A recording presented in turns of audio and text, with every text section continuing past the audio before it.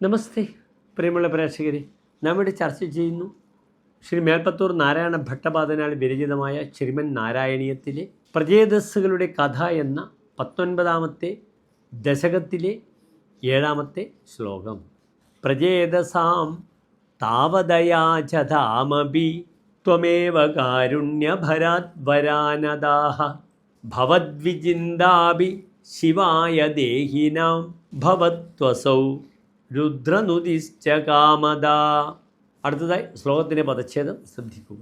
പ്രജേതസാം താവത് അയാചതാം അഭി ത്വം ഏവ കാരുണ്യഭരാത് വരാൻ അദാഹ ഭവത് വിജിന്ത അഭി ശിവായ ദേഹിനാം ഭവതി അസൗ രുദ്രനുദിഹി ച കാമദ.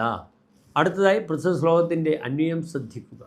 അയാചതാം അഭി പ്രജേതസാം കാരുണ്യഭരാത് താവത് ത്വം ഏവ വരാൻ അദാഹ ദേഹിനാം ശിവായ ഭവത് വിജിന്ത അഭി ദേഹിനാം ശിവായ ഭവതി അസൗ രുദ്രനുദിഹി ച കാമദ ഭവതി.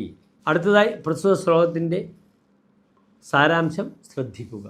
വരമൊന്നും യാചിക്കാത്തവരാണെങ്കിലും ആ പ്രജേതസ്സുകൾക്ക് അല്ലയോ ഭഗവാനെ കാരുണ്യപൂർവം വരങ്ങൾ പ്രദാനം ചെയ്തു.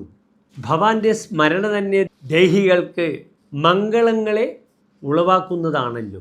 ഈ രുദ്ര സ്തോത്രമാകട്ടെ സർവാഭീഷ്ടദായകവും ആകുന്നു. നമസ്തേ.